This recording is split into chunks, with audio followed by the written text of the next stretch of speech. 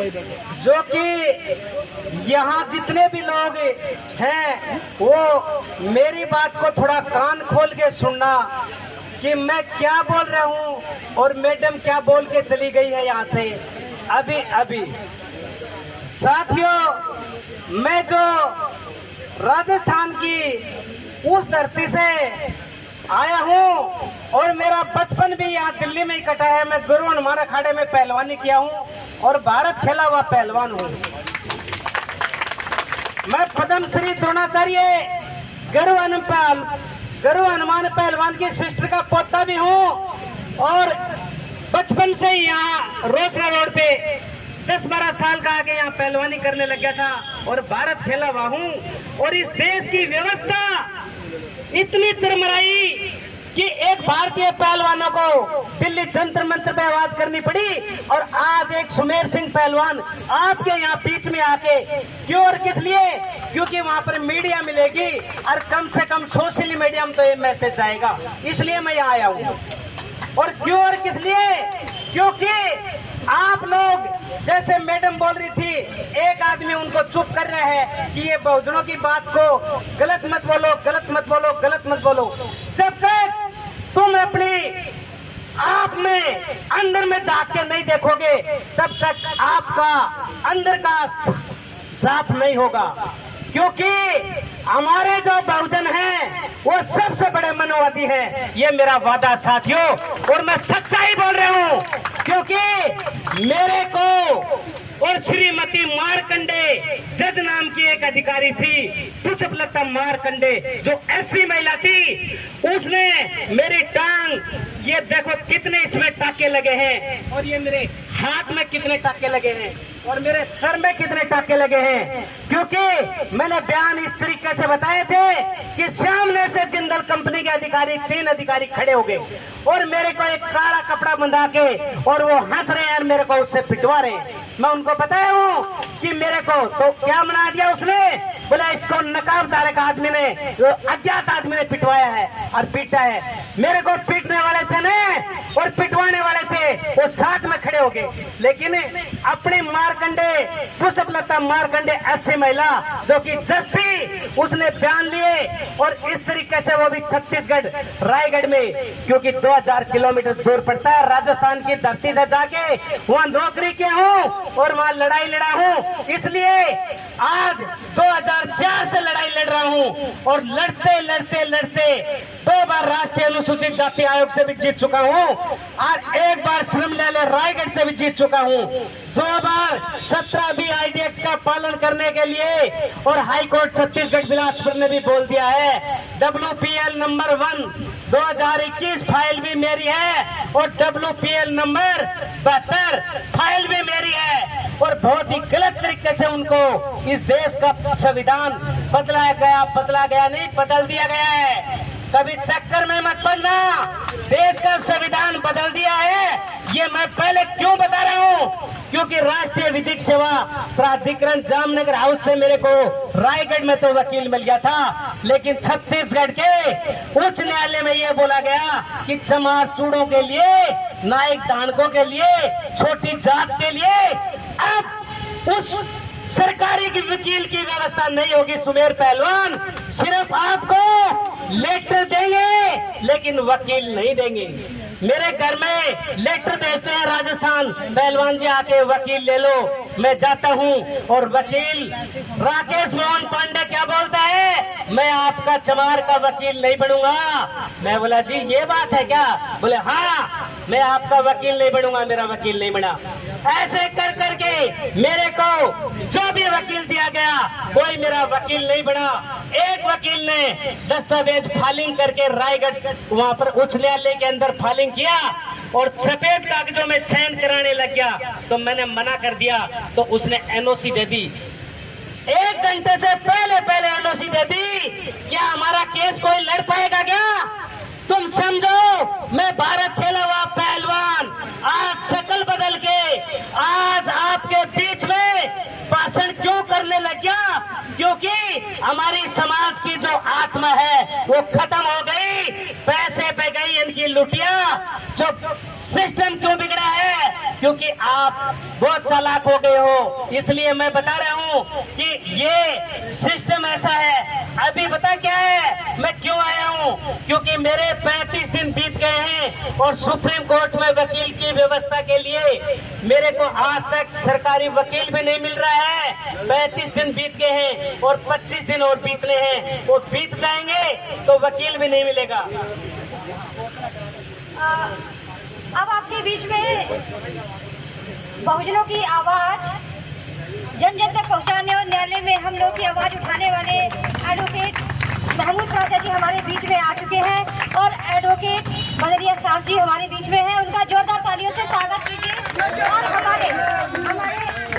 हमारे जो वक्ता जो बीच में बोल रहे थे, माफी चाहूंगी कि मैं उनकी बात को मैंने बीच में थोड़ा सा काटा, आपसे माफी चाहूंगी सर।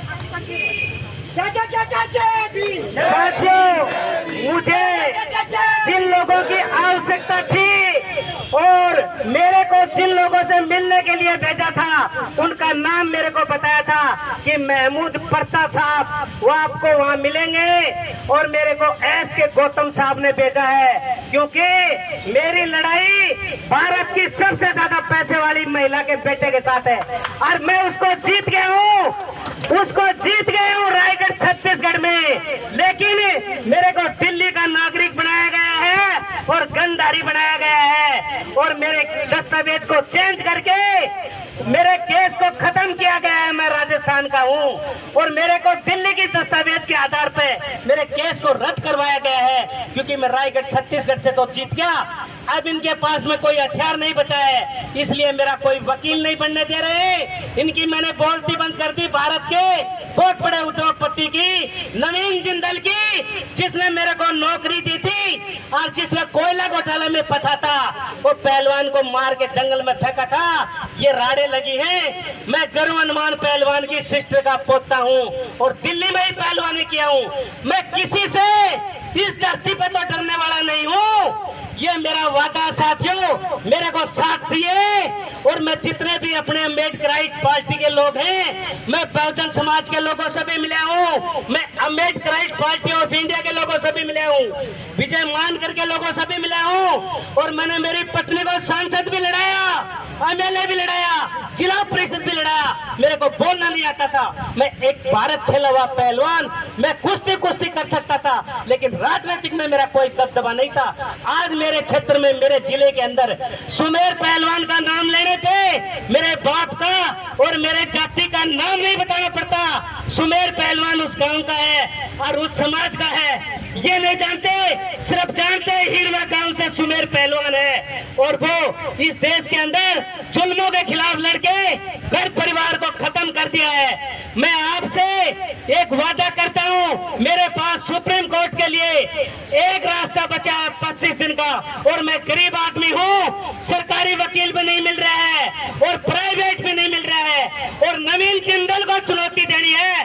कोई छोटे आदमी को नहीं। मेरे को बिकाऊ की जरूरत नहीं है, क्योंकि छत्तीसगढ़ के उच्च न्यायालय में हमारी समाज के जज के लड़के भी बिके हैं, हमारी समाज के जज के लड़के, और अंचल कुमार रात्रे वो बिका है, जज का लड़का है, और वो राजरत्न अम्बेडकर की सिफारिश के मुताबिक मिला था, वो भी बिक गया। मैं आपको बता रहा हूँ मैं किस लिए यहाँ आया हूँ। मेरे को एस के गौतम साहब ने, मेरे को कोई जानता नहीं है, लेकिन मेरी मदद, मैं आवश्यकता की पूर्ति के लिए मदद मांगता हूँ। किसी से मैं 1000-2000 रुपये मांगा हूँ, ज्यादा नहीं मांगा हूँ, किराया खत्म होगा तो, लेकिन मैं चंदा इकट्ठा नहीं करना चाहता, क्योंकि चंदे का हिसाब देना पड़ता है। और इस देश के अंदर मनवादी व्यवस्था जो बोल रहे हो वो सबसे ज्यादा और हमारी समाज के अंदर है, क्योंकि मैं भुगत भोगी हूँ। मेरे को जिताने वाला भी एक पंडित है, क्योंकि सत्य को बोलने के लिए किसी प्रकार की आंच नहीं आनी चाहिए। आज आपके यहाँ खड़ा हूं तो ये एक पंडित ने जितवा के और विधिक सेवा से वहां मिला मेरे को, राष्ट्रीय विधिक सेवा प्राधिकरण जामनगर हाउस से। आज मेरे को एक लेटर किसी पंडित ने बताया, बोले वहां लेटर लगा, जब मेरे को वकील मिला है। और मैं आपके पास में इसलिए आया हूँ कि मैं देख रहा हूँ घूम घूम के मेरे को दिल्ली का नागरिक बनाया हुआ है, गंधारी बनाया हुआ है, गलत तरीके के दस्तावेज बनाए हुए हैं और एक छोटा सा जुबाब सुप्रीम कोर्ट में लिख के देना है कि पहलवान राजस्थान का है और स्पोर्ट्समैन है, स्पोर्ट्स कोटे से केस जीता है। और ये इसके साथ में जो अति और अन्याय जो किया गया है, उस अन्याय के खिलाफ ये सुप्रीम कोर्ट में हार जाएगा तो भी राजस्थान का है, दोबारा भी रिट पिटीशन दायर हो सकती है, क्योंकि गलत पते के ऊपर आप लोगों ने जो काम कर रखा है। ये मैं बता रहा हूँ साथियों, मेरी आपसे ये गुजारिश है, मैं किसी से दान दक्षिण नहीं मांग रहा हूँ। मेरे को एक पढ़े लिखे लोग आप बहुत हो, मैं अनपढ़ के रूप में आके भी एक सुप्रीम कोर्ट में और अनपढ़ आदमी लड़ता लड़ता एक गेम को ले आया हूँ।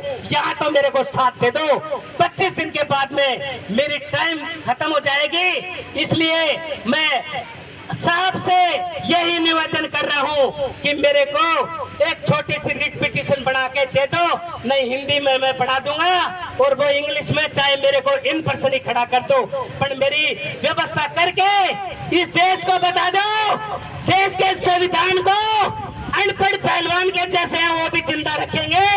ये पढ़े लिखे सारे लगे तो तुम्हारी मिट्टी गर्द में डाल देंगे, ये मेरा वादा साथियों। ज्यादा से ज्यादा मैं क्या बताऊंगा, मैं दलित जागरण मंच को भी जानता रहा हूँ, मैं सत्य सतत समाज का भी हिस्सा हूँ, मैं भारत के तमाम और क्रांतिकारी बहुजन लोगों के संगठनों को, चाहे वो इंदौर का हो, चाहे भोपाल का हो, चाहे वो नागपुर का हो, चाहे वो दिल्ली का हो, चाहे वो नोएडा का हो, चाहे वो जयपुर का हो, चाहे वो भारत में कहीं का हो, चाहे वो पंजाब का हो, मैंने खूब बताया है और नेट के माध्यम से कम 10-12 हजार लोगों से जुड़ा हुआ हूँ। उन लोगों ने आगे भी सूचना दी है, इसलिए मैं बार बार बता रहा हूँ, बिको मत और झुको मत और अधिकारों के लिए हटो मत, क्योंकि आज मेरी बॉडी आधी हो गई, मैंने 5-5 किलो दूध पिया है और 60-60, 50-50 केले एक साथ खाए, आज मेरी शक्ल देख लो क्या होगी, लेकिन अभी भी 2 किलो दूध तो अभी भी पी जाता हूँ क्योंकि पहलवान हूँ। ये किसी को शक हो तो 2 किलो दूध लेके आओगे तो अभी भी पी जाऊंगा, क्योंकि पहलवान होते हैं उनको पचाने की कैपेसिटी उसकी बॉडी के अंदर पहले से ही और तैयार हो जाती है साथियों।